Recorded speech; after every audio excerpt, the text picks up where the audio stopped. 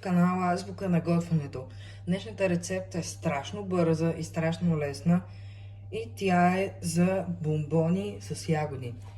Продуктите за рецептата са 250 грама ягоди, 150-200 грама скир и 2 шоколада, които са горе-долу около 200-250 грама. Първо взимаме една дъска и ягодите и ги нарязваме на малки парченца.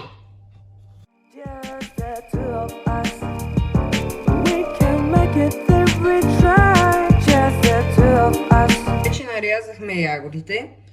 Сега трябва да ги смесим с скирта и да ги оформим. Взимаме си една купичка и скирта. Изсипваме ягодите вътре и бъркаме. Изсипваме ягодите, сега изсипваме и скирта. И сега бъркаме.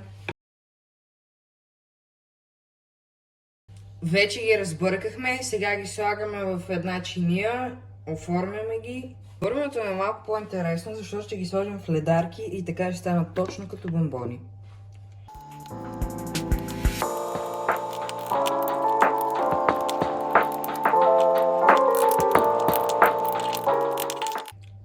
Вече си оформихме бомбоните, слагаме ги за минимум 3 часа в фризера и после пак се връщаме. Извадихме бомбоните, сега ги потапяме в шоколада и ги пускаме в фризера. Отделяме шоколада на две, защото са два различни цвята и го разтапяме на 15-30 секунди на няколко пъти, докато стане добре.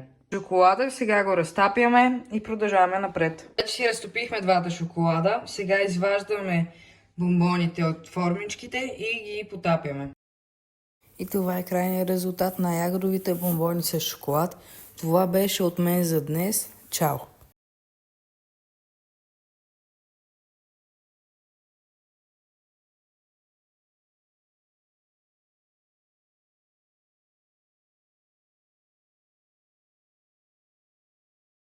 Вече сме потопили бомбоните в двата шоколада и това е крайният резултат. Това беше за мен от днес. Чао!